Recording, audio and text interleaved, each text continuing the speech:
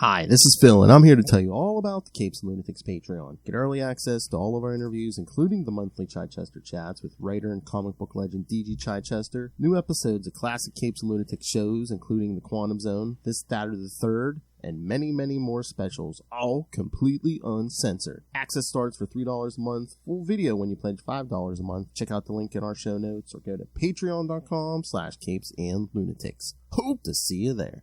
I love Ben Reilly.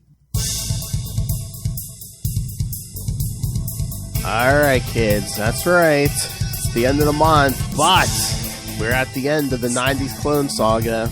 Everyone knows who's behind it all now. Welcome back to the Ultimate Spider-Cast. I am Phil, joining me as always on these episodes, the High Priest of Conchu. Hello. Hello, everybody. It is Rey. Virgins have been slain, sacrificed, blood drawn, quartered, whatever. But no, good to be back, Phil. How you going? Yeah, good. And Mr. Signal of Doom himself is Dave. Hello, guys. Happy to be here. I look like a Sith Lord with my bad lighting. I look like I'm broadcasting from Palpatine's basement. Let the hate blue light. Let the hate flow through you. I'm even. I'm sorry. Lost my headphones and all the excitement. But yeah, no, I'm back and happy to be here. And just I just do. Can you guys hear me? By the way. Yeah. All good. I just do want to say how sorry we are, Phil, to hear about the loss of your friend Charlie. Yes. Yeah. Thank you. Absolutely. Yeah. Just heartbreaking, and I just want to say I didn't know the guy other than via you guys, and I can just say seemed like a big personality with a lot to contribute, and I feel very sorry for his family, and our thoughts are with him for sure. With them, absolutely. Yeah, condolences to the family as well, and of course, the Capes and Lunatics family network as well. Yeah, Charlie was a big part of that. I mean, thank you guys. Yeah, we're gonna get more into this in other episodes, but I mean, sure. Thank you so much. Charlie was, he basically helped found Capes and Lunatics with me and Lilith. So, it's a big loss. And I could see, because on Facebook, I could see like a lot of his comments and stuff. He seemed like quite an analytical person, like took it quite seriously and stuff. Oh, and like. These people you don't come across them every day, so you're lucky to have crossed paths with them on, and as you say, he helped found your empire, Phil. Mm-hmm. And in all honesty, when these details do come out for the GoFundMe and stuff for his family, please share them, because certainly I'll be relaying it to Signal listeners. And I myself will obviously contribute, and I just think anything that can help, I think, is the key, because when they just lose like sort of like a main breadwinner kind of thing, it's just devastating for a young family. Because he did have a wife and children. Yes. Yeah, exactly. Share the sentiments as well. Absolutely. Then we're gonna share all the loonies out there and stuff. And for contributing as well, because I want to help out, because he was a top bloke. Yeah, thank you guys. Yeah, and we'll share that on all our shows. So, yes, everyone, stay tuned. We're gonna have a tribute for Charlie. We're gonna share the GoFundMe and stuff. So, pour one out for him for sure. Maybe smoke a fat one as well in memory. Oh yeah, at least pour one out, because he loved a beer. Yeah, he loved to drink. Yeah, so at least pour one out. Yeah. Yeah, but definitely. I mean, you've got to. It's always tough. I don't mean to drag the mood down, but I think we just had to acknowledge. Oh yeah. The news is so fresh. It's so fresh. Cool. People are still comprehending it. Yeah. Because the other hard thing is, I know it's not down there, but today, as we're recording this, people, it is Father's Day. So yes, hey, happy Father's Day, Ray. Yeah. Oh yeah, jeez. Oh gosh. Yeah. What a terrible day for that to happen. Oh my God. Jesus. I know. There is no justice. I mean, honestly, like the way the Reaper strikes, is just so ambivalent and just crazy. Mm-hmm. Yeah.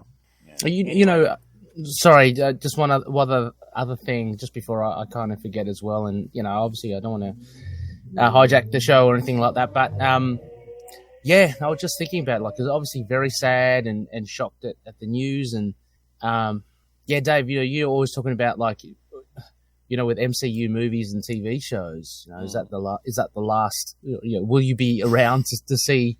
Exactly. The new Fantastic Four. I do think he's seen probably the better end.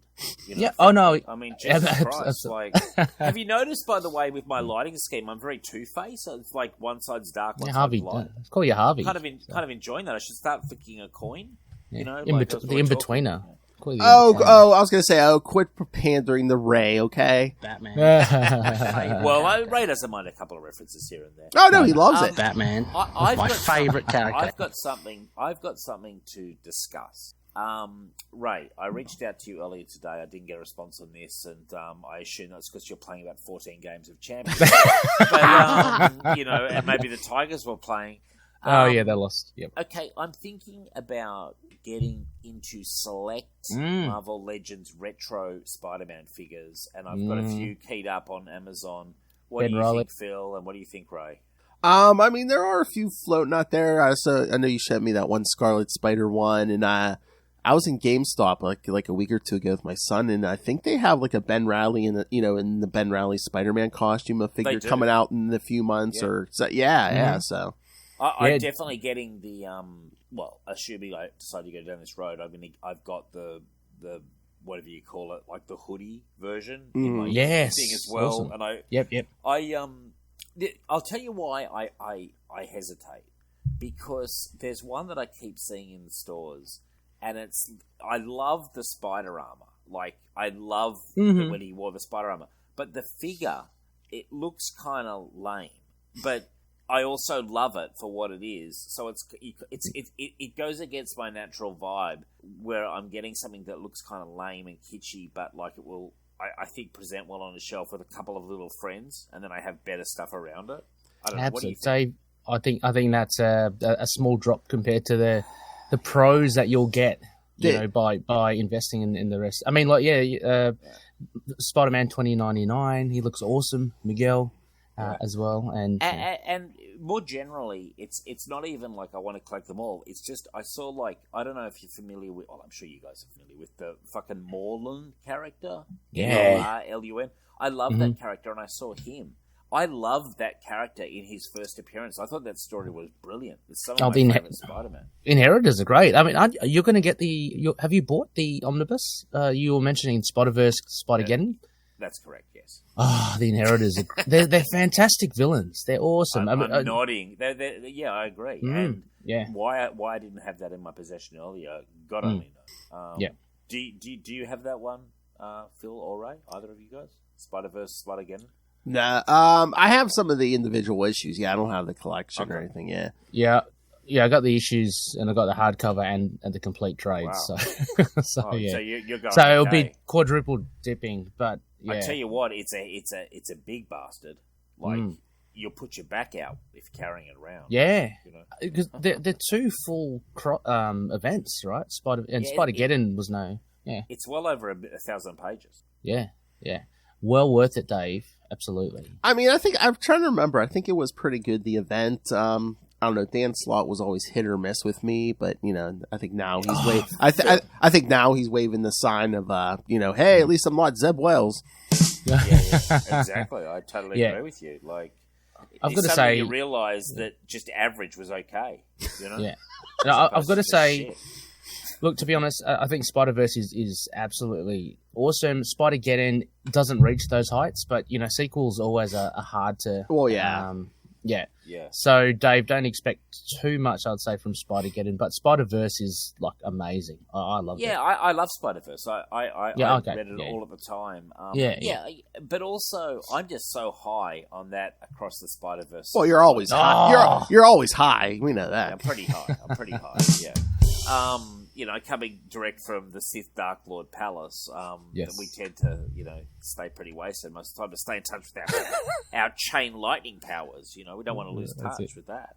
Ray looks like he's come from sort of an influencers meetup or something. You just look like you're drinking an energy drink there, Ray. You just no, it's tea. Look, see, it's an Earl Grey.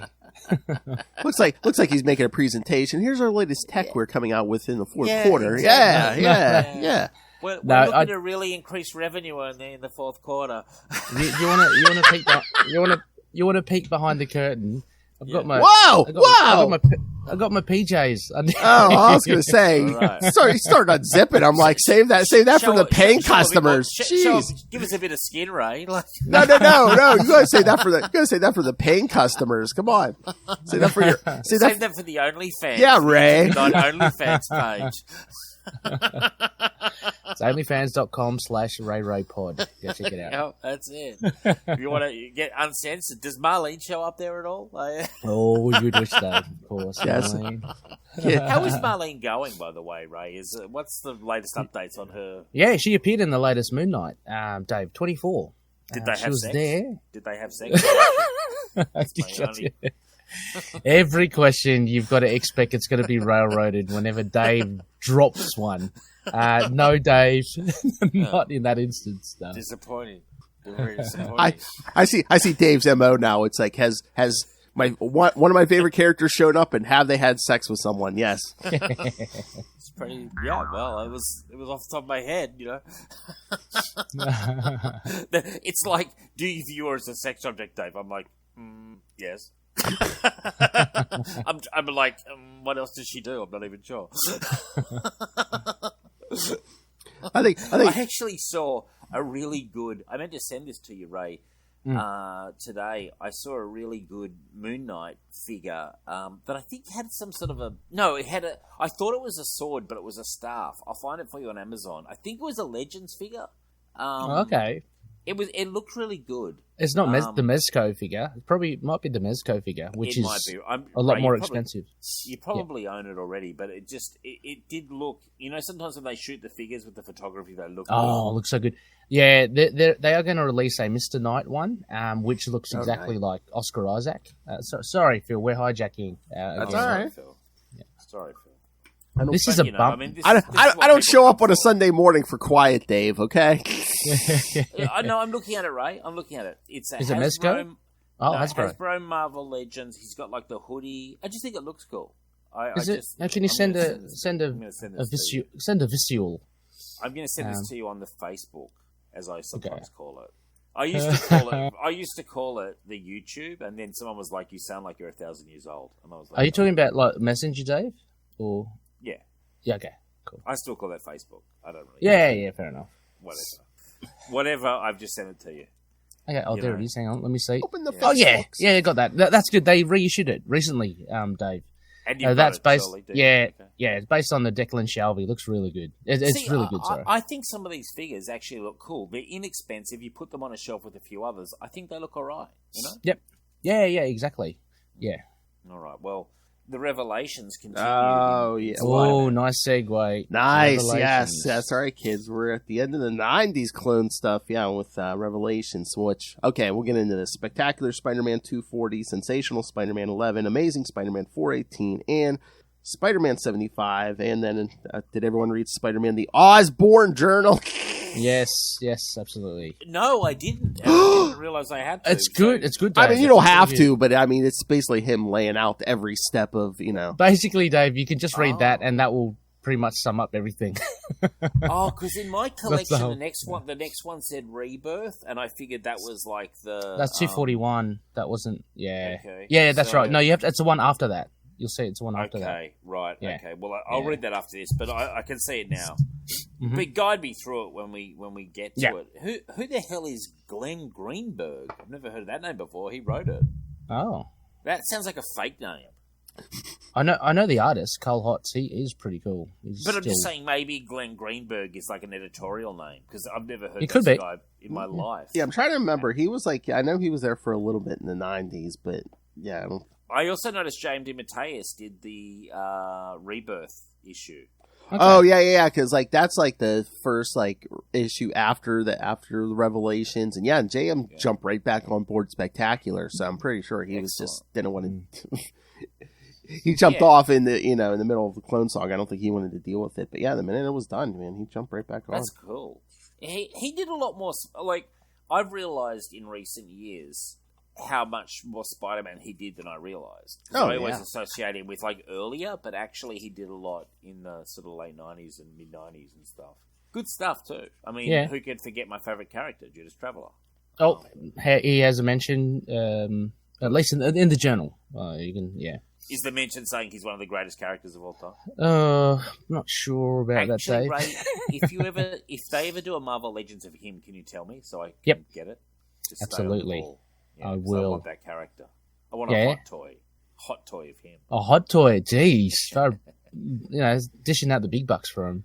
Oh, yeah, for sure. I want Dave to cosplay as Judas Traveler. Come on. He can, Dave. He can. You just have to that long hair, and hasn't he got a beard and all sorts of? Yeah, and the long moustache, and then you just have to sound like is it Gardner Fox? That's How's that go again? Dear boy, let me tell you a story, dear boy. Settle down. I've come from the afterlife. You could ask me one question, and Dave's like, "Who did you have sex with?" Exactly. Gardner Fox is like, that question is very inappropriate, young man. That's against the comic code. He goes, I write strictly by the comics code. I read it every night. but yeah, the Osborn Journal, it's basically, as it says, it's basically Norman writing in his journal, right before Revelations, basically laying out the whole thing. Yeah, it leads up to. Yeah, because it starts with Gwen Stacy's death, and it shows, at the end of that, he gets impaled by his glider, just like in that first Spider-Man movie. But can I also say, and I might have some bias, but I think it did a really good job in explaining everything. You can see it through in between the lines. The reasons why things are twisted and turned in the plot and stuff. We know what happened and how they were dragging it out, but I think it was really well explained in the journal. Oh yeah, because from what I've read, I think it's like, up to a certain point, they didn't know how they're going to end this thing, and then they're just like, you know what, who's big enough? What's a big enough plot twist? They're like, to be in charge of this whole conspiracy. And again, it's not like these days where a character dies and comes back a year or two later. Like I was telling Dave, this was 1996. Osborn had been dead since like 1973, so they're bringing back, which is crazy, the original Green Goblin after 23 years. It'd be like, he's been behind a lot of crap for the last, Yeah. But it was really good. I mean, sorry, we'll jump into the journal first. It read really well. There was only one bit that you kind of, I had a giggle at, and it was like Norman Osborn, like writing in his journal, essentially, I told the Jackal that the original Spider-Man was the clone, and the clone was to be the original. It just sounded really, clunky. Oh, that's the whole thing. So, like, Dave, after he survives, because the Goblin formula, we find out gave him a healing factor. So, like, everyone thinks he's dead. He moves to Europe. He takes charge of the Scryer cult or whatever, and then recruits Sewer Trainer and Miles Warren. Miles Warren. But basically tells, because Sewer Trainer's basically Miles Warren's lab assistant, so he's telling him, but Miles Warren's a Jackal, right? Yes, right? yes. Geneticists, But basically, Osborn's telling Sewer Trainer, you're going to rig all the equipment, so when they, when either the Jackal tests the Spider-Man or they test themselves, Peter's going to read as the clone, and Ben is going to read as the original Spider-Man. Yeah. Ah, right. Yeah. And the explanation, I mean, it does say it, Dave, in the issues that you had read in Revelations about the Green Goblin going, I wanted to ruin your life, Peter, and because, you killed my son and, you destroyed me. That is all kind of explained in there as well. But, I thought you were gonna mention the funniest part, Ray. Remember the skeleton in the smokestack, Dave? Yeah. Yes. Basically Norman's like, we basically just threw a dead Spider-Man clone in the smokestack just to confuse stuff more. So that's basically all came of it. Yeah, just to mess with people, because I don't know if the writers were just like, nothing ever came of that. So let's just say, that was just the. So I've got a question. I've got a question, and this betrays my ignorance. But so the issue with the original issue, I believe, by Jerry Conway with the storyline of the clone originally, yeah? Did that happen after Norman Osborn had died? Oh yeah. Because Norman died in Amazing 122, and then that last Conway story with the clone was 149. So yeah. Oh well, okay, right. I can't. But it would never happen today that Norman Osborn would be dead for so long. No. Like, I mean, we do have lucky extended to be dead deaths. For 2 years, you know. Yeah, I mean, 2-3 years is pretty good. Like, pretty good these days. Like, Dave Wolverine was about 3-4 years gone, right? And it was bullshit that it was that long as well. Can I say, like, but how about that compared to like 20 odd years, though? Yeah, I mean, that's crazy. That's why a lot of people didn't see it coming. Yeah, because it was 23 years. Everyone's like, "Yeah, he's dead, buried." Yeah, this just shows you how your perception can be filtered through your own kind of experience. Because I've read so much 2000 stuff where Norman Osborn is just fucking in it constantly. Oh yeah, that I assumed he'd been back for way before that, just in a period where I hadn't been reading. But I thought of it this morning, and I was like, you know what? He's the major guy who I haven't seen in all these issues. And I knew that he is back not that long afterwards because I've read Straczynski stuff where he's in it. And I'm like, and multiple fucking things after that. So I'm like, he must have come back around this time. It makes sense. And then as I was reading it, I noticed the color scheme. They were sort of teasing it. And I was like, yeah, this is definitely... I mean, yeah, I guess at the time it would have been... I mean, Phil, were you reading at the time? Oh, yeah. Did anyone see it coming? I don't know if people... Oh, well, again, this is like... there really wasn't much of an internet presence at this point, but I'm trying to remember if anyone guessed in the letters pages. They might have said a few people, but I'm from what I remember, I believe the majority of people didn't see it coming, because... Well, in that case, then I guess it's sort of a success. Yeah, and again, this was like right before the internet really hit it big, so people weren't spoiling it on the internet in 2 seconds I guess either. Also, it's kind of hidden as well in the sense that there were, and it's explained in the journal, there were iterations of the Green Goblin as well. So he has been in the limelight, but it's not Norman Osborn. You know, you had that Harry. kind of psychologist. You had Harry. Yeah. You had the hero, what Urich, was it? Phil Urich, yeah. Oh, yeah, that's right. Yeah. So he was around. It just wasn't the OG Green Goblin. Yeah. What also... I find him a fascinating character. I find Norman Osborn a fascinating character. He's good. He's powerful. Like, especially now, as it's revealed with his healing factor, he survived that, and he walked out of the morgue. Yep. Phil, what I was about to laugh at before, just tracking back, was the fact that Osborn was saying, like, he had a perfect time to mess with Peter's life, with the whole clone thing. But he's going, but his excuse was it wasn't the right time. So he let Miles kind of mess with him. Yeah. And then he waited until... Yeah, because that's what they were saying, Dave. He writing in the journal, he's like, during the Conway stuff, he's like, I could have messed with him there, but he didn't have as much to lose. He's like, I let him get married. I let them get pregnant and stuff. Now it's time to mess with him. Well, I mean, he really fucks him over. Like... It was a good time. It was a huge issue. Yeah, this was, Sorry, Phil. Oh, are you talking about the end of 75? I mean, he really... Yep.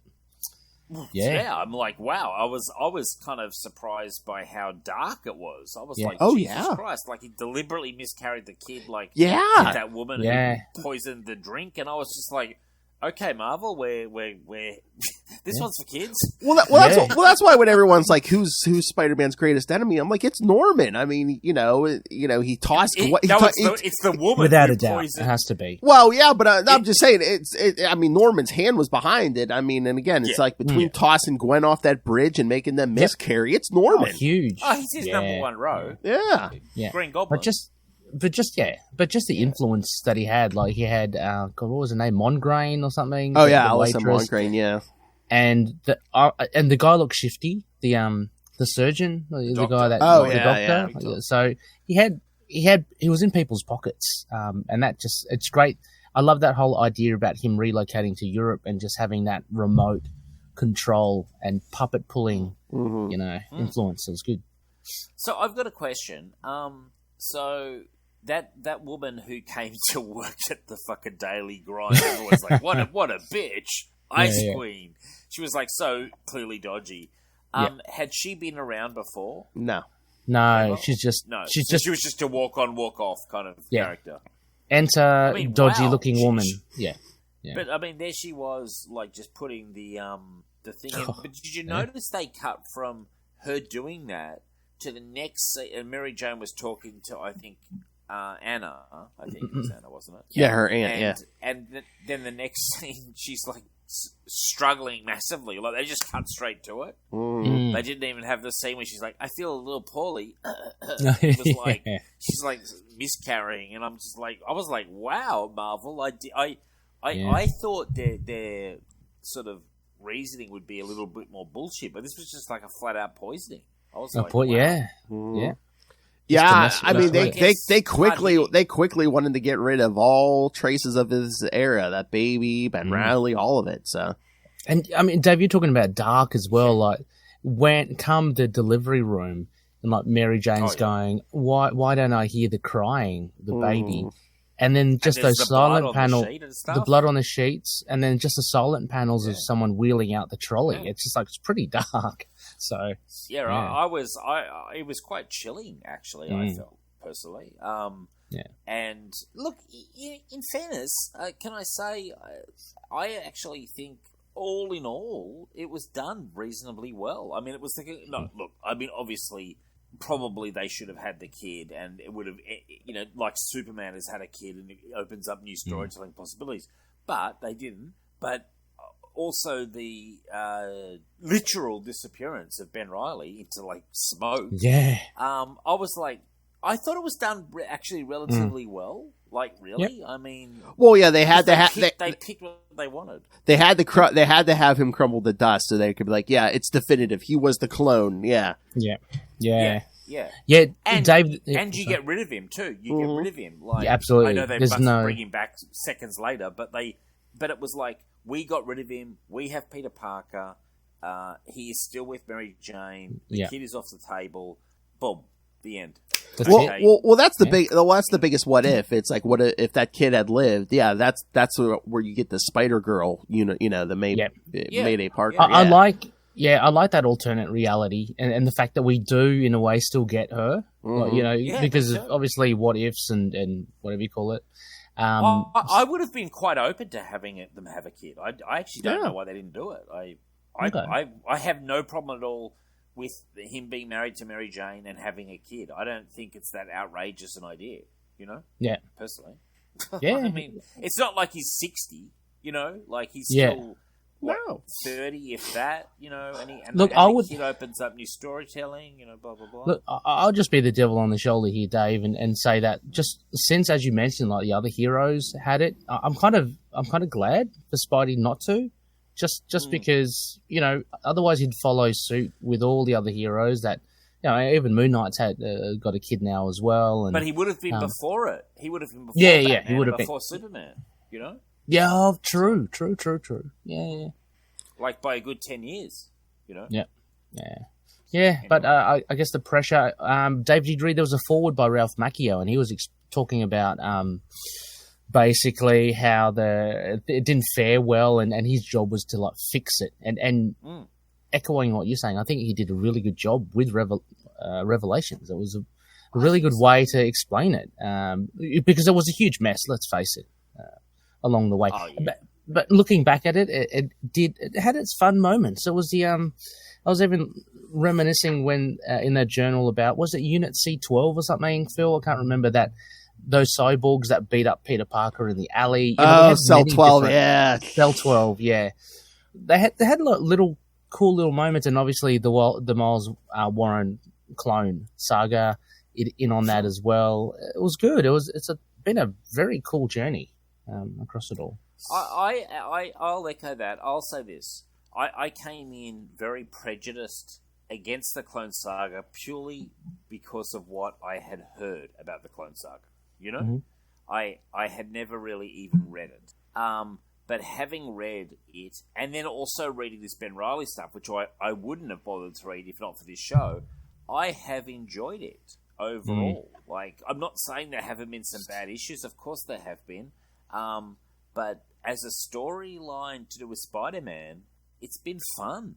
honestly. And I think so. And I do think the wrap up is good, and you've got to understand the pressure they would have been under at the time. Clearly, the sales had ebbed. The consensus in the fan base, I remember it, was negative. The consensus in comic shops was negative. They were telling you that Spider-Man was a mess. In the comic shops, I remember. They kind of spoiled it because I remember Wizard magazine. It was like a month or two before issue 75. They're like, yeah, Peter Parker's going to be back in issue 75. Yeah, don't worry. Which is smart, spoilers. Yeah. Well, I mean, look at the cover. They changed the title on 75 going forward. It was like Peter Parker, Peter Parker Spider-Man. Yeah. Well, and from a marketing sense, it makes sense because I remember I was collecting mostly Batman, just like you, Ray, in the mid-90s. And I remember the vibe was that Spider-Man, deep into the Clone Saga, was in an absolute mess. You know? That was the vibe. Now, I wasn't reading it. I just remember people saying that. And I would have bought Spider-Man if not for being told that, because he was always one of my favorites. Yeah. Well, again, too, the Clone Saga was kind of like their response to DC's big events, like Death of Superman, Nightfall, and stuff. And that was the thing there. Between Spider-Man and the X-Men were the kings at Marvel at that point. They're like, we need big events for them to compete with this stuff. I think also as well, after all that's said and done, and look, it's not a masterpiece by any means, but I think over time, I don't know, and retrospectively reading it, it's become a lot more acceptable. I mean, I know there are still people out there that hate it and like go, it's just absolute garbage. But as you say, Dave, it was enjoyable. I mean, you're not expecting Tolstoy. You're expecting just a fun comic book. I've read a lot worse comics than these, and also it is very Spider-Man. It's Spider-Man, which is never too bad. And a lot of good writers and artists worked on it. So it's kind of like, I feel like they made the best of it that they could at the time. I don't know. I mean, all these comics in the 90s have so much filler that it's hard to judge this one too harshly when you look at the books around it. Like, not every book in the 90s was JLA by Grant Morrison. Like, perfectly knocking it out of the park. That was a rarity. A lot of these Marvel books were quite bloated, and this was too. But it was a fun read, and I got to be honest, when I saw, firstly Ben kind of get what was it a missile in the back or something? Oh, it's a goblin guy. It was the goblin glider, poetic kind of justice or whatever. Yeah. That hits him in the back, and he goes crashing down. And I was like, okay, so I guess that's what happened to Ben Reilly back then. And then closely followed by Norman Osborn going down in almost like a flaming. That was a weird page, wasn't it? Yeah, laughing. I'll be back. Very odd page. Yeah, he's almost saying, "I will be back. I'm not dying." I'm like, "Aren't you literally totally aflame?" Well, now he has that healing factor, so that's what he's basically saying. He's like, "You can't kill me. I'll be back." A whole bag of bombs went off on him, and he's still Because that makes sense. Well, I guess that serum must have really been working in overdrive that day because he was struggling for form. Also, when Spider-Man picked up Ben Reilly and swung him away, I thought he was going to symbolically place him in the smokestack. I was like, is he actually going to do that? Like, is that? I actually thought to myself, "Ready? Is this necessary?" It's like, Pete, what are you doing? What are you doing? Yeah, like I got you, brother. One last DNA test, and then literally he crumbled. And for me as a reader, I thought that was quite impactful. Yep. I thought that was actually quite good. I'm going to be honest, I didn't mind Ben Reilly at all in all of this thing. Yeah, absolutely not. I mean, this is the Scarlet Spider podcast. And I mean, absolutely, Dave. And what I think that Revelations brought to a head too, and did really well, because, you're talking about this being a Spider-Man comic, and Spider-Man comics are not only about, the Rogues Gallery, but always about the relationships to Peter Parker. And I think they built that really good brotherly bond between Ben Reilly and Peter Parker, especially in these first two parts of Revelations, Spectacular and Sensational, where they're up in the attic and they're just looking through the memories. And I thought that was really, really good, really engaging stuff. Yeah, I always like that stuff with where they're like closer than brothers, which again you would be because up to the point there, Peter Parker was cloned. They have the same exact identical memories and everything. So of course you're going to be like close. You're like, oh hey, remember this time in 3rd grade? Oh yeah, true. Yeah, it was kind of cool. I thought that was a cool scene. It reminded me of a really good scene that I always remember. It's just a similar beat.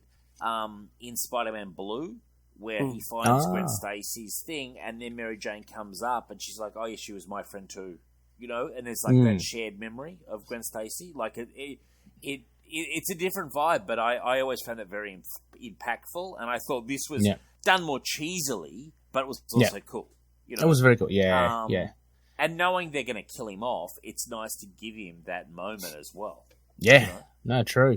And not only that, the support cast as well. We also get introductions to new storylines and schemes. Oh, yeah. Arthur Stacey. Arthur Stacey. Yeah. Oh, yeah. He came in. Yeah.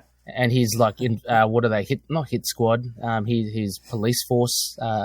He just hates Spider-Man, doesn't he? Hates Spider-Man. Well, I mean, as after the Clone Saga, they get into this. It's like he doesn't hate him, but like it makes it look like he's going to go after Spider-Man, but later on he's basically just like he wants to talk to Spider-Man because he's like, you know what, I want to know all the details about how my brother and my niece died and stuff. And how did Captain Stacy die? I don't even remember. Like, it was a battle with Dr. Octopus. Spider-Man's battling Dr. Octopus on a rooftop. One of Oc's arms hits a brick chimney and it starts falling towards the street towards a little kid, and Captain Stacy kind of tackles the kid out of the way and gets hit by this brick chimney falling to the ground. I'll have to check out my Death of the Stacys hardcover that I've got back there on the shelf. Yeah, I mean, it was that baby off. What was that? It was like Amazing Spider-Man 90 or something. So it was like around that time. That's how long ago it was. Yeah. It was ages ago. Yeah, because he dies obviously before Gwen. Yeah, and then, and then Gwen. And also there was a few funny moments of where they would bring in stuff like the bit where they had everyone gathering. And Flash Thompson bumps into Betty Brant. And awkward. Yeah. Remind me, when sort of roughly was their sort of liaison, I assume? It was during Ned Lee's? Wasn't she having an affair? Yeah, because it was around the time, Ned was going nuts, and he was, supposedly is during the time when he was the Hobgoblin, or, being used as the Hobgoblin. Yeah, it was around that time, Back in the 80s, right? So, Phil... what Dave's angling towards is the panel, the issue where there are sex scenes for that. He just wants to know. No, I wasn't going that deep, but I remembered it. That wasn't Ned's marriage to Betty on the rocks. Oh yeah, towards the end, right before his death. Yeah. But she was seeing, but like she gave Flash the coldest shoulder of all time. She was up to all kinds of hijinks during that marriage, because like even before that, there was like a quick period. Who was writing it? But like she was like trying to like get with Peter while she was like married to Ned too, and it's like before Flash Thompson. Get with Peter at some point. I thought her and Peter did have. Well, originally, I mean, in the first issues, like the Lee Ditko issues, I mean, she was his first girlfriend, but that's what I'm saying. She after she got married to Ned, or pretty early on, she was trying to get back with Peter, and it's like, really? Yeah. Why not? I'd say yes. Depends. I'd be like, Mary Jane's out for the night, come over. We'll see what happens. But I mean that core group was cool as well, about all getting the dodgy invitations and meeting up. And but I love that. I do love that scene that Dave brings up Flash Thompson. They're going up in the elevator, and Jameson's like, "Oh, great, Flash Thompson." yeah. He's such a loser, Flash Thompson. He's Al Bundy. He was the big he was the big athlete in college. Star. Yeah, 4 touchdowns in a single game. That's his big claim to glory. Yeah, and all he's got going for him is just he's a loser until eventually he goes. Unfortunately for him, he gets his legs blown off in a war and then becomes Venom. Years later, they give him something to do. But for like 20 years, he's just the loser. He loves Spidey. Yeah, exactly. It's surprising it took that long to actually dip into that pool and use Flash Thompson. But yeah. Did you notice as well? I thought it was actually a funny scene, and it was a little bit meta, where he was talking to I don't know what her name is, but the wife of Harry. Oh, Liz, yeah. Liz Allen, yeah. Oh. And he's saying to her, all the things that we've done since graduation, it's hard to believe we're still so young. And I was like, yeah, that's a cool line in a comic that's been going for like 30 years. Yeah. And you've only aged them like 5 or 6 years. I thought that as well. So I thought something. Yeah. I liked that. I think that was kind of neat, personally. Like a little bit of a nod. And what did you guys think of we also got the reveal of Gaunt as Mendel Strom. Mendel Strom, yeah. The robot master. Yeah, yes, and he was very obscure.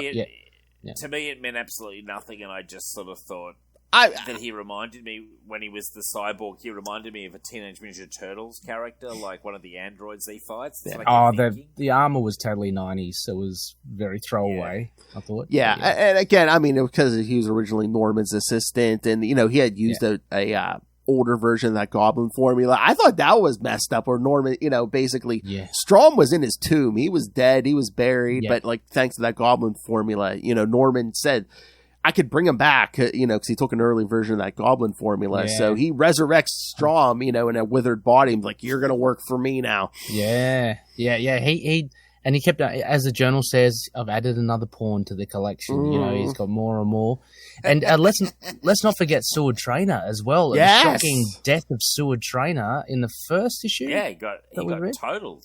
I thought he was going to make it, hammered. But that was the... They wanted to get rid of all traces of the Clone Saga there. Yeah. And especially if Ben Reilly's going there, like, oh yeah, Seward Trainer's gone. Yeah. So he does that. It was great. I love it. It's kind of like the horror movie trope where he's almost there. He's running from his pursuer. Yeah. Almost gets there, and then he gets cornered by not only the Gaunt, but by the mysterious boss, who we know is Norman Osborn. It's good. I loved it. I thought it was cool. Like, that character had served his purpose, and it demonstrates the craziness. So that character, the one you were just talking about, the guy who was the pawn, he was the Gaunt guy with the sort of face mask. Kept popping up. He was kind of like one of the intermediary characters. He was the one who kept showing up and telling everyone, it's like, oh yeah, you don't want the big boss to show up and deal with this. You deal with me. I think that's cool that they tied it to such an old villain that I don't even know about. But it's cool. Like, it's like it all kind of. I like it when they can kind of literally spin the web and it makes some sort of comic book sense. Yeah, I mean they kind of still keep that tradition now where the writers pick, and I'm looking at Jed, which he's openly said, they pick characters in the back catalogue that they know won't have an impact. If you picked a Sandman as the guy who's Gaunt's like, you're going to have to explain a lot, But when it's an obscure D-lister, then that's fine. Easy pickings. Definitely. Yeah. Speaking of Sandman, did he ever even turn up in this whole fucking run? I mean, he's just totally... What's the Clone Saga? I mean, he showed up like right as Ben became Spider-Man. Like, he was working for Silver Sable at this point. So remember, Sandman was like a good guy at this point. Yeah. He was good, Right. He was a good guy for a while. I like Sandman. I like Sandman too. I've always had a soft spot for him. I don't know about you guys, but people needlessly criticize Spider-Man 3. I loved the Sandman arc in Spider-Man 3. Oh, what's his name? Thomas Hayden Church. He did a really good job. Yeah, I mean that's the villain Raimi wanted to use just by himself, and the studio's like, no, you got to throw Venom in here too. No, that's such a overkill. But no Sandman. But how about the epic? Like, we get the milestone issue at the end. The epic fight between both Spider-Men, I guess. Oh, well, I mean, he does beat Ben, but Green Goblin, like he was out, and cool. I really enjoyed the action, like in that, and kind of build up to it, which was fantastic. And the artwork by JR was good. Like, I love this sort of art. Oh, that's the other thing we should probably mention. We just lost John Romita Sr. Yes. Oh, yeah. 93 or 95? Yeah, he's like 93 years old. So, I mean, he had a nice, long, successful life. But, wow. Amazing institute to comic books in general. Yeah, he still remains one of my favorite artists. Well, that's what they said. Classic style. Yeah, that's what they said. After Ditko, he's probably the guy who was most associated with the look of Spider-Man. Yeah. Yeah. I totally agree. Yeah. No, I was remembering... the one I mentioned this on Signal. The one time I went to New York Comic Con, I went to a panel that was him and John Romita Jr. and John Romita Sr. and someone else that I can't remember who was like, it may have been Dan Slott, like it was like a major Spider-Man writer at the time. And I honestly can't remember, but I do remember John Romita Sr. being there and John Romita Jr. Wow. And John Romita Jr. really controlled the panel, but John Romita Sr. had made some funny comments too. It was a really fun panel. Yeah. But a legend, a true legend. Absolute legend. Yeah. And by the way, speaking of guys in their 90s, Don Perlin's still hanging on. I was checking in on him on Facebook. Call me in summer. Yeah. Well, can I just say this? It looks like time may be closing down for Don. No. I saw a picture of him, and he's almost ready for the cryogenic freeze. Oh. You know, maybe the Walt Disney. You know, he'd be edging towards a century, right? He is, and he may get there. But in his own words, Dave, I just can't cut it on podcasts anymore. That's from Don's own words. You know? Yeah. But still alive. And was still sketching until still recently. Doing commissions, Still turning in good work, very good work. Amazing. He has a daughter caring for him and stuff, but still rolling. I mean, if I could be 93 and doing that kind of stuff, you've lived a good life, really, honestly. Like, let's face it. I'd be like, you know what? If you just want to send me an email, you know, put stuff in your own words, you know, I'll read it for you, and you know, but I don't want to hassle the guy. I don't. I just want him on there because I think it's cool. But but no, I think it's nicer for him to get messages where I just write stuff like legend, you know, on whatever picture he does, because give the guy some good vibes. You know what I mean? Because absolutely. Hey, he created your character. I know. Yeah, Jesus. yeah. And did Who you know? I else think created it? Was it Munch with him? Yeah, Doug Mensch as well. Yeah. Wow. Don Perlin. I think from memory, I think Don Perlin's son as well ended up at a very early age. I think it was in his late teens. He was inking a lot of Don's work in some of the later issues. Okay. So talented family. Have you had Doug Munch on your show? Yeah. It's just the one. Did you get into like Perlin and Munch and the collab to create it and all that kind of stuff? I let Doug run with it. He had a lot of great stories. It was on our, I think, 100th episode. I'll check it out. And Ray, you forgot to ask Mensch about in a very important, two eras that he wrote. Batman, my favorite character. Yeah, I recorded that, Dave. I think it was 4:00 in the morning for me. It was really, and I had a bad cold. But I could not do it, you know. So you have to do it. I've been there too, where you're not 100%, but you can't let these guys down. Not a legend like that, no. And got another question for you. Did he also create Marlene? I assume. Oh, I'm sure he did. He probably did. I'm looking up. I'm just Doug or Don. I mean, either of them would have. Both, maybe, together. Yeah, both. To me, she's like a real person. You know what I mean? Like, that's why he loves Don Perlin. He's like, he came up with the look for Marlene. Okay. Yeah. I highly sexualize Marlene. If it's not I mean, those early issues, I mean, wasn't she always just like, the first couple of appearances, was she just like laying there on the bed in lingerie waiting for him to come home? Big tits were hanging out. Like, Dave's issues, their pages are stuck together. Can't pry them apart. Trying to find pictures of Marlene, and I'm not sure if Don Perlin did Dave, Marlene. come on. Keep it in the pants, Dave. Come on. Oh, my. Marlene, midnight. I need a drop of that. Oh, Dave, keep it in the pants. they need, I've just found some really good stuff from Marlene. Yeah, that'll do. All I can say is they need to bring that back. Bring in Marlene much more into Moon Knight, much more into wouldn't it be great? I'm all for it. Yeah. Wouldn't it be great? I'm just going to throw this one out there right now. Like, it's an Avengers West Coast, but you throw in, like, Wolverine, you throw in Moon Knight, and so Wolverine's smoking a cigar, because this is not fucking PG Disney, this is proper stuff.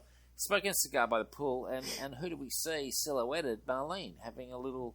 She is in a costume, but, you know, and sort of a sultry scene, and then Moon Knight comes down and I'm picturing, he's like, hey, what are you looking at, Logan? That's my girl. And then they get into, like, a fight and stuff, and Marlene's like trying to break them up, and, you know, it's just like, it's what I call a character moment, you know? It's character building. They kind of did that in the mid-2000s when Spider-Man was on the Avengers and like Wolverine kept checking out Mary Jane because he knew he liked redheads. So yeah. Dave, you got Jennifer Love Hewitt in mind, haven't you? I do. Always.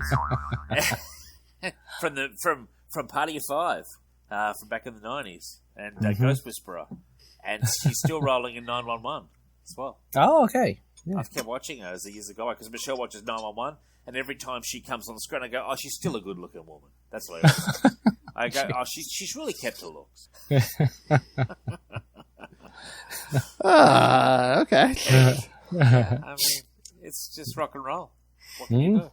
You know, and let's face it. Like, to wrap up the Jennifer Love Hewitt stuff, I mean, she made it on her looks. You know, like it's not like she made it on like being a fucking world's greatest actress. Like, you know, she's a good-looking woman. Like, she is. Yeah.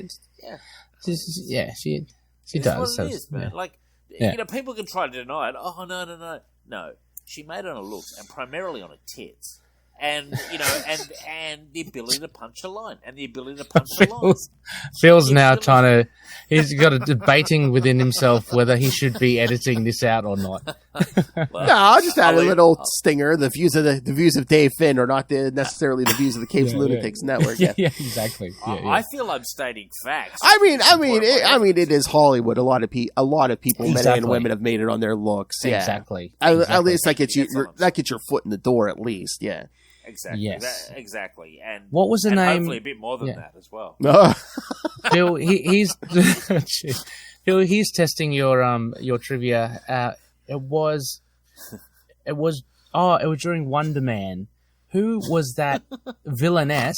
And she was slighted by the Hollywood guy because she was too beautiful or something, and she mutated into this. Because first she mutated, and then I mean, was it Gamma Burn or whatever? Gamma Burn, that's it, Dave. Gamma Burn. That's exactly what we're talking about. She was this good-looking chick in Hollywood, and then she got kind of turned into like a female abomination, pretty much.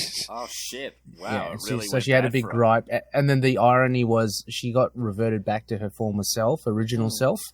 And the Hollywood executive rejected her or something. I think it was. She had this crush. It was like it was a Hollywood star, and he was like, "No, I want Gamma Burn. I want the ugly monster." Burn. Yeah. Well, I'm looking at pictures of her. She literally does look like a female abomination. Yeah, because the whole story, because it was so crazy, Ray. Because wasn't it like because she was using gamma rays looking for a cure for PMS or something? I think that was the whole story. Wasn't it? Yeah, that was it. Oh, that's gold. That's what I call storytelling gold. Ethel Gaxton is the name. Even the name. That could only happen in like a mid-1980s like Marvel comic. Someone's like, that's a good idea. Let's go. I heard a really good thing. I've actually got a new thing that I listen to now. I discovered a show. Phil, are you familiar with Toy Anxiety? Have you ever heard of them? They're a podcast that they come from a podcast network called Yes Have Some, and they're reasonably popular, I think. And anyway, they're really funny. But they were talking about Joe Fixit. You know Joe Fixit, Ray, like when he's like the mob enforcer. And they were saying how like Hulk's slightly smarter as Joe Fixit, but not smart enough to realise, or he's dumb enough still to think that's a disguise. Oh yeah. And then they were also saying like Joe Fixit could be friends with Patch because Wolverine was like, I'm just going to wear a patch, and no one's going to pick it. Like, I like it how they called that out. I think in one of the more recent modern comics. I can't remember who it was, but I think it was a female spies. I don't know, maybe Black Widow. Yeah, basically said to like, you do realize, Wolvie, that we know it's you. that was in that Larry Hama went back and did a one of those little mini series. It was actually pretty good. Yeah, and she said that to him. Yeah. But even at the time, heaps of his friends knew it was him. Yeah. Well. Oh, I mean, it was the Clark Kent thing. Instead of glasses, he just had a patch. Yeah. Oh, I think that. Yeah. You brought up Larry Hama, Dave. Did you see? I guess Image Comics now has they're going to have the Transformers G.I. Joe shared universe now, and like one of the things is they're just like every other company who's had G.I. Joe. They're bringing Larry Hama back to do G.I. Joe again. He's going to start with issue 301. So yeah, and that's what I was telling Justin last night. It's so funny because no matter where the G.I. Joe franchise goes, they always bring Larry Hama in to keep that series going. He built it. How old is he clocking? Like, how old is he? He must be... He'd be in his 70s, I think. 70s, I was going to say, I know he's been writing G.I. Joes at least since the 80s, so yeah. I mean, he's 82. Yeah, 82. Guest starred on MASH. Yeah. Did he? Oh, wow. Guest starred on MASH. Was briefly an actor when he was first breaking in. Because he was an artist, Larry Hama. He actually views himself as an artist. Like, he was an artist who became an editor who became a writer, basically.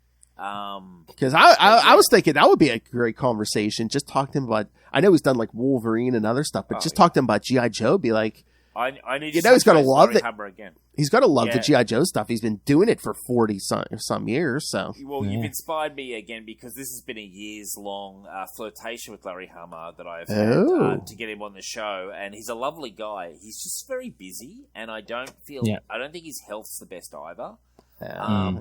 And I don't like to press. You know, he's really nice. He's very polite. And he knows I'd love to have him on the show. But at the same time, I'm like, let the guy do what he wants to do. You know? I mean, he lives over here, right? So I was going to say, I might have a better shot than you just because there's no time difference. You know, there's not going to really be a time difference. I might just turn up at your studio. I might just turn up. I mean, if I can make it happen, I'll be like, Dave, you're more than welcome. Yeah. Who's the sexiest broad you ever drew? Yeah. No, I'd be like, no, but I mean, the guy's a fucking legend. Like, he edited Conan, Savage Sword of Conan. He wrote G.I. Joe for all these years, and he wrote Wolverine. I mean, so it just covers all the bases that we care about. That's what I was saying last night. I said, I mean, Larry Hama's got to be setting some kind of record because it's like he's going to be starting at 301 again with G.I. Joe. I'm like, nobody has a run like that on a book unless they like own the character, like Todd McFarlane and Spawn. True. Eric Larson. Yeah. So true. What was I going to say? So I can tell you this. So he'd already announced. I think on his tank, had reports that Larry had said, yeah, look, it is with a new publisher, and I've already got 301 and 302 in the can. So he'd already said that. He didn't say who. Yeah. That only just came out. So anyway, in the new Skybound, which is the Robert Kirkman image. Yeah, Kirkman has it. He's going to have it, yeah. So it's called Void Rivals is the universe. No. It's Energon Universe, but like there's a Void Rivals book that Kirkman's writing because the first issue just came out this week. Yeah, that's what I was about to say. So we did it on the show. So get this. It's fucking hilarious. So I read it, yeah. Oh, it's fucking woeful. But like it's like a toy placement ad from the early 80s. Or like, imagine one of those, so there's two characters, they're enemies, and they're trapped on like a desolate... Yeah, it's basically two aliens from warring sides, Ray, and there's... Anyway, get this, Ray. So they're walking along, and they come across this shuttle, and... There's this really old shuttle! This really old shuttle that they walk up to, and suddenly it transforms. And I stupidly thought, wow, I'm surprised he can get away with that. It's so much like a Transformer. And then he goes, I'm Jetfire from Cybertron. I've got to go back to my home planet. Goodbye. And then just flies off. And I was like, this is probably the worst placement I've ever seen in a comic. But it was kind of fun. They're teasing you because there's like an actual Transformers book. Is it October? It's coming out or something. Yeah. G.I. Joe coming out. Oh, there's a few G.I. Joe because Hama's working on that, and then they say I don't know if there's two miniseries coming out, a Duke miniseries and a Cobra Commander miniseries. Well, there's a Duke, there's Cobra Commander, and it reminds me of IDW before they lost their way. Did a really good modern G.I. Joe that Larry did, Chuck did, Mike Costa did. They had, it was really good for like a good probably 5 years. At the same time, Larry was still doing G.I. Joe a real American hero, continuing on. So it was sort of separate from the modern version. He still continued his own continuity, which he's picking up again from here. It's great stuff. No, I mean he's God bless him for doing it. Like because. I think he's. I mean, the G.I. Joe fans just love him. They just absolutely love him. Like and it's great. He's been doing it since '82. And it's not like he didn't do other things as well. He did plenty. Yeah, of Wolverine, and lots of stuff. Very. A lot of Venom over the years too. Venom series. Ah, right. Yeah. He's just missing out the Punisher. Just missing the Punisher, Dave. Did some Punisher. Did he? Oh, yeah. Did some Punisher. See, there's really no reason for Larry Hama not to be on Signal. He should become, exactly. Co-host. Catered for it. Yeah, but no, he did some Punisher, just a little bit of Punisher, but it was good stuff. Yeah. He edited the Nam comic. Oh, the Nam, okay. Because he was a Vietnam veteran. I mean, yeah, you said he should be a co-host. I mean, Dave, we get greedy, but just think about, back in the day if someone had told you, yeah, you're regularly going to talk to Chuck Dixon on your show. Yeah. Yeah. Fantastic. That's like us when me and Lil talk to DG Chichester every month. Yeah, that's crazy, isn't it? If you would have told teenage me that was going to happen, I would have been like, you're a effing liar. You got to pinch yourself. Yeah. When, like, I had Mike Barron on Friday, so the show's going to go up tomorrow. So I said to Mike, you were my first guest on Signal, and Chuck was like 2 weeks later. I said, but you were also my first Punisher writer, and the guy that seriously got me into even bothering to regularly go to the comic store. And if you told me, flashback all those years, I still remember reading those initial Punishers and just loving them. You'd have that guy, and it's crazy. I chat to him offline quite regularly. He's a lovely guy. I know. It just struck me last time. I'm like, if you would have told teenage me, I'd be not only talking to DG Chichester about the issues he's written, but I would also be sitting here online while we're waiting for Lilith to show up, talking about like him flying drones and stuff, and just 3D printing a Daredevil helmet. I'm just like, I would not. I would not have believed it. It's the cool thing about for all the ways we can criticize the world of today. I mean, technology has opened up that kind of stuff. And these people, let's face it, these people are very generous with their own time. Oh, definitely. I think as well. Like, I think it needs to be said, it works both ways as well. As you say, David, not only do we get that access, but they get to actually receive, receive a lot of bad feedback as well, but they get to see like the fruits of their labor, and people like us, just love their stuff. And it's so funny. They get starstruck too, because I heard from Chichester, and then I did an interview with Ann Nocenti not too long ago for episode 300 of Capes. So I heard from both of them because they were both on a panel. The two of them and JR, they were doing a Daredevil panel. But whatever convention they were at, they got to meet Charlie Cox and Vincent D'Onofrio. So they were just like, "Oh my God, it's Charlie Cox and Vincent D'Onofrio." That's so cool. That's funny.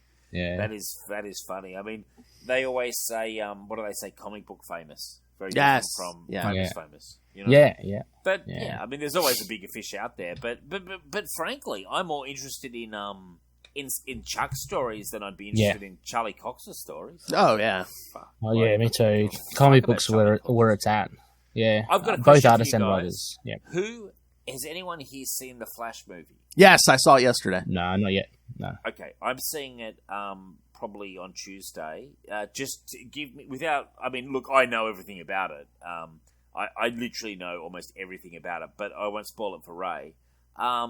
Did you enjoy it, Phil? Is my question. It was better than I thought it was going to be because, I did not want to like Ezra Miller. I mean, he's all right. He's like my least favorite part of the movie, but oh my God, if you love Michael Keaton Batman, you're in for a treat. Wow. Yes, couple nice scenes. I've heard there's all sorts of stuff going on from what I've heard. Yeah. It feels like every man and his dog showed up for this one. I mean, towards the end, there's like something real quick, but Keaton's in it for a good bit. I'm just like, a good bit. Okay. I just flash back to 11-year-old me sitting in the theater watching him and Jack Nicholson in that first Batman movie. I'm just like, my God.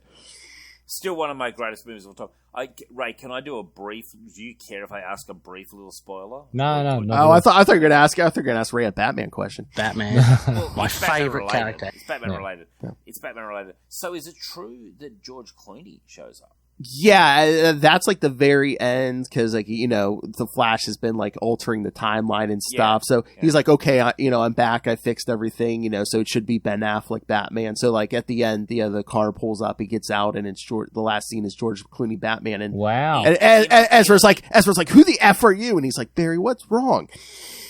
Wow. And is he in Bruce Wayne? Or Yeah, he's Bruce Wayne. He's Bruce Wayne. Yeah, right. no, yeah. Okay, yeah. And is it George Clooney now? Yeah. No, it's now. Yeah, That's cool. the gray hair and stuff. Cool. Yeah. Did Nick Cage actually show up briefly as well? They kind of CGI'd it because they were showing like quick shots of the multiverse towards the end, and like they showed Nick Cage as Superman, but it was all CGI'd out. Okay. Yeah, but yeah. was it actually Nick Cage, or was it just like I thought maybe they might have used that original picture of him. I can't tell because it looked very CGI-ish. So because they did. I mean, spoilers in that same scene when they're showing the multiverse, they had like a Christopher Reeve Superman, and he looks very of course he's. CGI, he looks very CGI. Well, he has to be. Yeah. Well, I mean, like some of them. Anything? Are they saying anything? Or no. Okay. Oh, right. They should have had Marlon Brando. I heard they almost did. Yeah. Well, I think it sounds cool. I'm definitely looking forward to seeing it, and I can't stand Ezra Miller, the fucking clown that he is. I know, jail, yeah, but, yeah. Hey, if we did that kind of shit he pulled in Hawaii, we'd be locked. Oh yeah, because he's a rich and famous person. Yeah. Let's not forget the cult. Let's not forget the grooming. Let's not forget the throwing chairs, smacking fans or whatever. Yeah, choking fans. And he's like, "Oh, well, it's a joke. It's a joke. It's funny stuff." Yeah. No, I like him less and less every day. But yeah, you should send Moon Knight out after him, right? Send Moon Knight out after him, teach him a lesson. But yeah, there are some kick-ass fight sscenes with Michael Keaton's Batman. So yeah, nice. Oh yeah, I can't wait to see it. I'm seeing it on Tuesday, and I'm really looking forward to it. Because I'm like, I like Flash. I really do. Me too. I love the character too. Yeah. Yeah, but just the thought of all these different Batman and stuff running around, it sounds cool. I heard even Superwoman was okay. Oh yeah, the Supergirl. Yeah. She was good. Yeah. Mm-hmm. Okay. Cool. I'm sure Connor will be unhappy about Superwoman, right? Probably. No, I'm pretty confident. No, and actually, no. I got a text from Connor. He did see it, and and I don't think I'm stepping on his toes or anything like that. He did say that generally, the general consensus that you hear is generally overblown on how bad it is. He said it was quite he enjoyed it. So cool. So yeah, I'm looking forward to it. Just the comment that Clooney's in at the end is enough for me to go, that's cool. That's pretty cool. That is pretty cool. Yeah. I also heard that it's not really a reset. It's just more like question. Where will they go from here, kind of thing at the end. I mean, kind of. This doesn't. That's the whole Clooney thing because it's like, oh, there's a different Bruce Wayne all of a sudden. So they could go. This was all in production. This was all in production before James Gunn. They've been working on this movie for 10. They've been working on this movie for at least 10 years. I mean, they were talking about this movie when the Flash TV series started, and it just finished its 9th season. So, but I mean, like forever. It may not factor into James Gunn's plan, right? So it might not have any legs after this. I mean, right? I don't think anyone knows. So yeah. Did you hear that the director is going to be doing the Batman Brave and Bold? Oh, yeah. Yeah, which Andy Muschietti, he's going to be doing Batman Brave and the Bold. Batman, my favourite character. I'm looking forward to it all. I'm like, fuck it. I'm past the negativity. I'm just ready to guzzle that Kool-Aid, Oh, yeah, there's so many callbacks to Keaton's Batman because at one point she's like, you want to get nuts? Let's get nuts. Is Jack Nicholson is there any Jack Nicholson? No. Oh, no. The only thing is in the Batcave, like, I mean, another spoiler, there's like there's like two Barry Allens because he's kind of altered the timeline here. And the one pulls out, he's like, look, this bag laughs. It's the bag at the end. They pulled off a Joker's dead body, Yeah, that's the only Joker reference, pretty much. But. That's cool. Look, I'm really looking forward to it. Like, it sounds like a bit of fun. Oh yeah. Cool. Well, I'm going to give Revelations, drumroll, 7.5. Oh, I was going to say, I gave you a drum roll. Oh. 7.5. Well done. Yeah, I'd give it an 8 as well. I really enjoyed this, coupled with Revelations. Coupled with the journal. Yes, I'm going to read after this show. Yeah, because Dave, it lays out step by step everything. So Yeah, David, it's 32 pages. It is text heavy, but you just take your time with it, and it's really, really just a nice little recap. I can read, Ray. I can still read. No, I know, but like sometimes people have expectations with comic books, and it's like, oh, this is a bit too much. Ray, there's still enough blood in his head that he can read. Okay. I tell you what. Which head? Marlene, yeah, good comment, Ray. If Marlene had been in this, I could have got an 8.5. Yeah. And her I'm breast with could you have there. got a 9. Oh God. But she wasn't there, and and we missed her. We thought about her. Yeah. I know I did. Yeah. All right. So yeah, I'll probably How give about you, it. Phil? Yeah, I'd say it's probably 8 territory. I'll give it an 8. Yeah. Like again, it's all of this is relative to so you might give it an 8 out of 10 for I don't know a Grant Morrison or whatever. Different storytelling, right? So if any listeners are up in arms that this is an 8, it's I couldn't care less. I mean, I think they did the best with what they had. Where basically the homework assignment was, you got to close out everything Clone Saga. We got to get rid of Ben Reilly. We got to get rid of Sewer Trainer. We got to, get rid of that baby. Get rid of the baby. Yeah. Get rid of the baby. Yeah, exactly. How about when he confessed that Aunt May knew he was Spider-Man? Like he was confessing like a childhood crush to him, and I was like, okay, I mean... don't even get into that, too, because, towards the end of that one issue, doesn't it look like Allison Mongrain leaves the country with the baby or something? Doesn't it look like that's what's happening? Because they were kind of trying to make that ambiguous, but then, they did the first reboot of Spider-Man in 1999, and, right before they reboot it, they bring Aunt May back because they're just once again, Norman's like, no, she didn't leave the country with the baby. She left the country with her aunt. The one you saw die was basically just like a genetically modified actress or whatever, Really? Yeah. They really went nuts. Jeez. Yeah, right before the reboot. Wow, I always wondered how they brought it back. She was supernatural. That was basically Norman's like, I hired this actress, made her look like Aunt May, and, she just...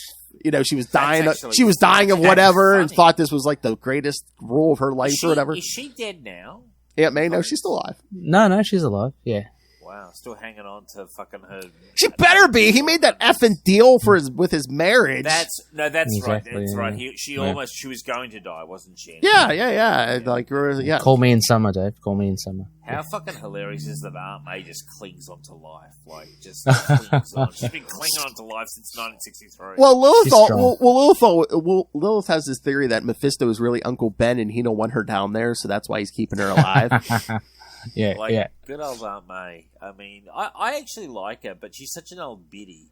She's a Black Widow. You know how many men she's dated and killed? I mean, of course, there's Uncle Ben. Remember the There was guy Nathan. She was dating J. Jonah Jameson's father for a while. He's dead. She killed them all. Willie Lumpkin. Willie Lumpkin is the only one who survived, I think, because he was a pre-existing Marvel character. Who was the guy in the wheelchair? Nathan, yeah. I used to hate Spider-Man. He had a real fucking attitude about Peter. Like he poisoned Aunt May against Peter for a little while there. I was pissed off about that, because she was always getting on Peter, grinding Peter's. Every now and then, Aunt May really grinds Peter's gears about missing, like a birthday or something, and it's like she pushes him, tries to keep him grounded. Yeah.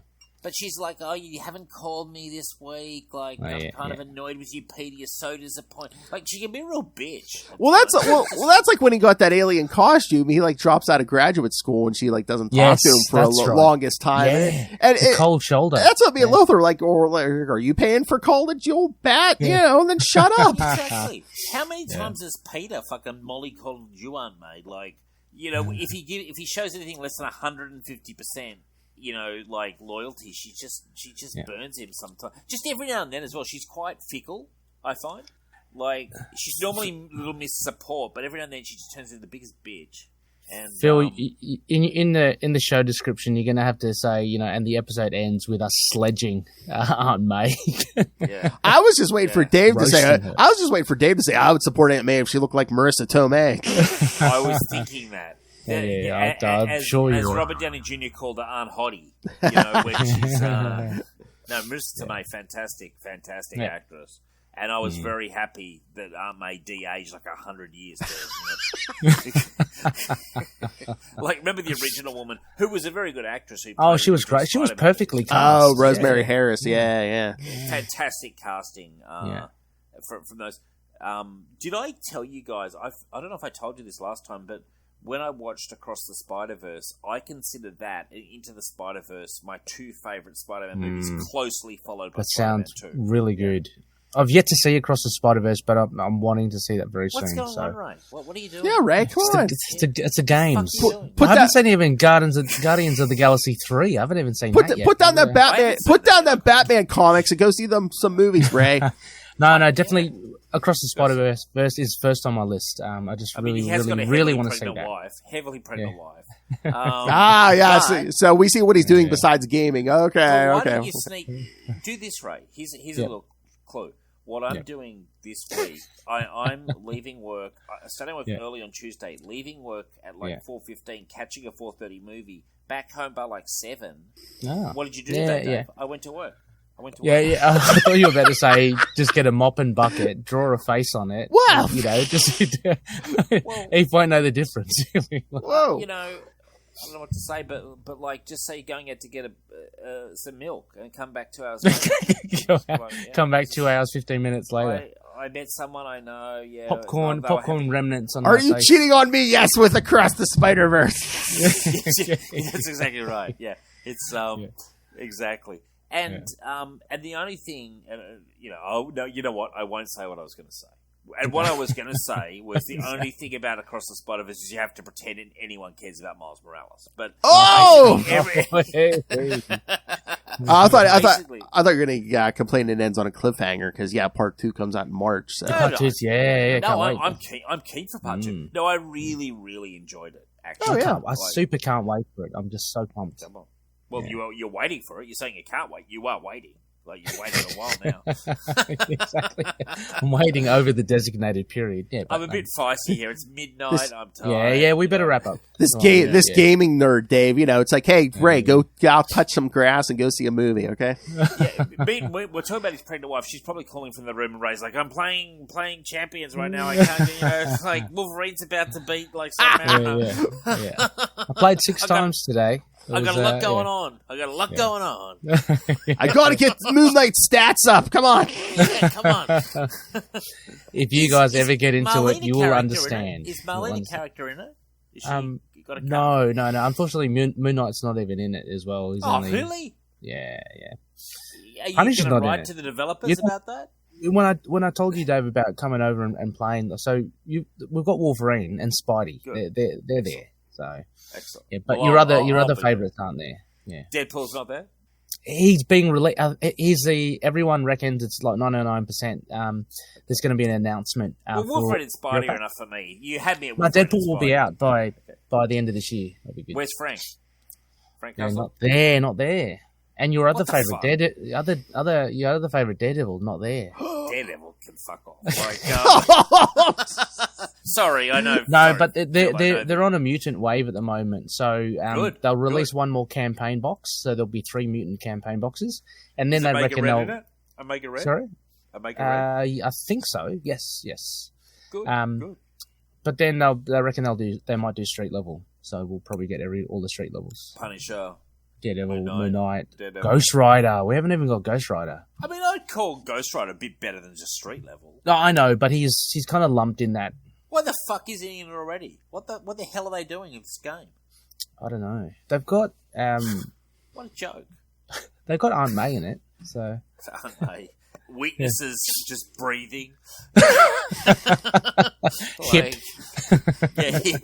Exactly. Bad back. Weapons, weak cakes. Like 1 square a day.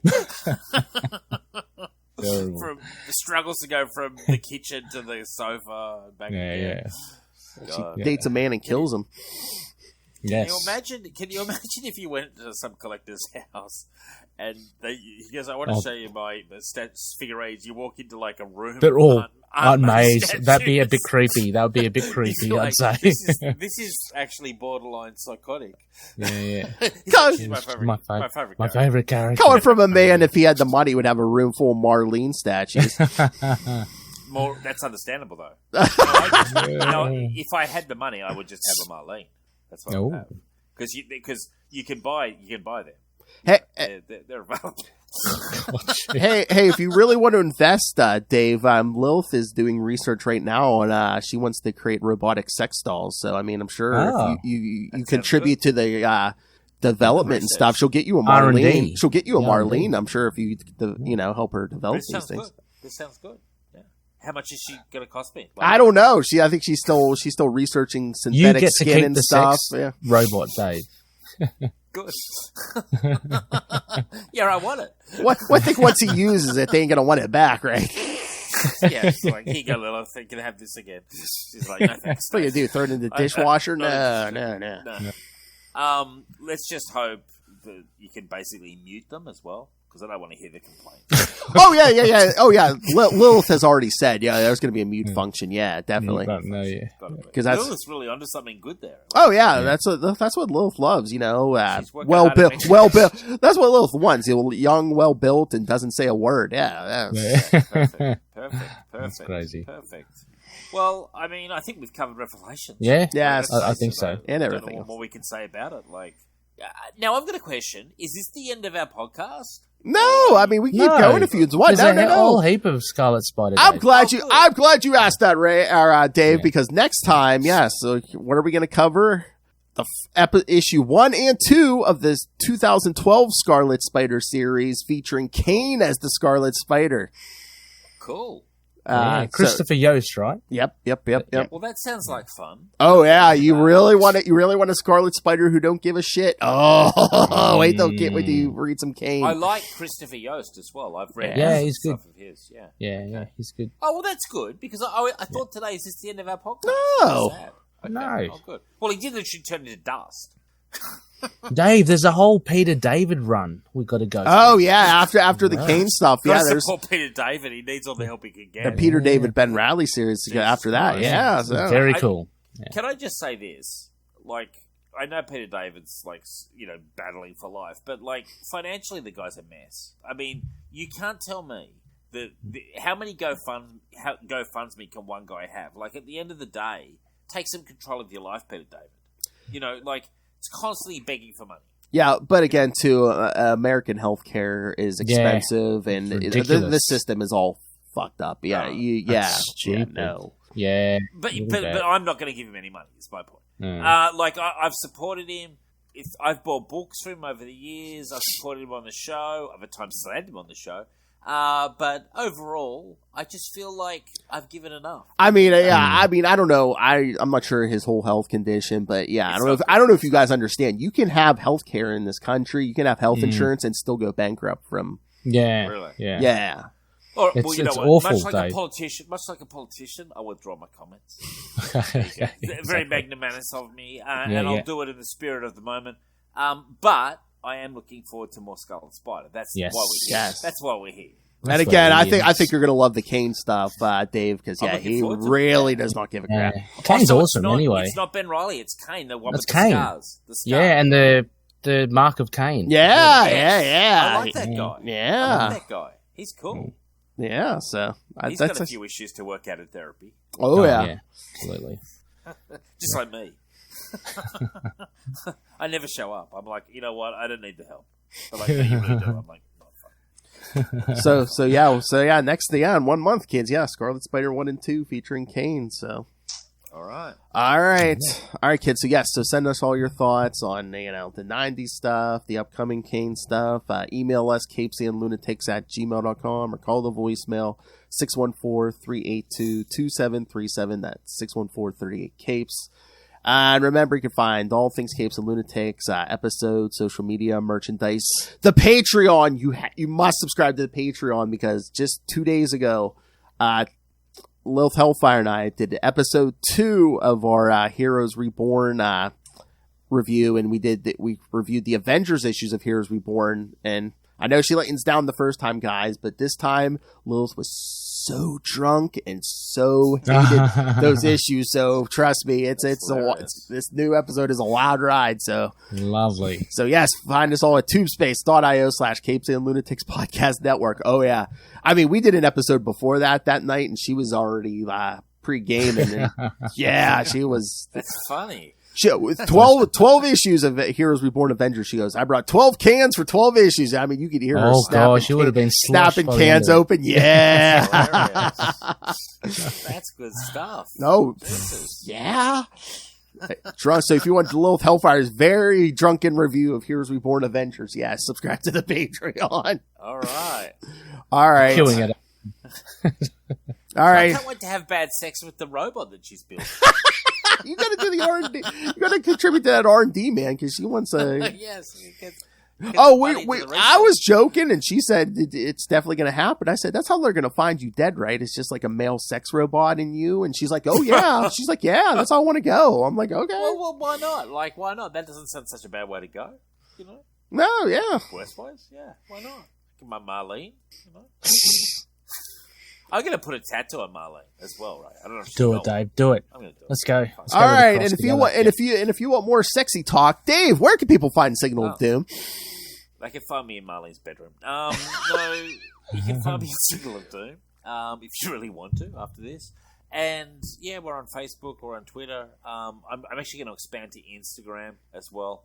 But we're rocking and rolling. And, always happy to welcome new listeners. And we have the spin-off shows, Dread or Dead and Legion Outpost. And we're just about to do another Legion Outpost, me and Adam, this week, in fact.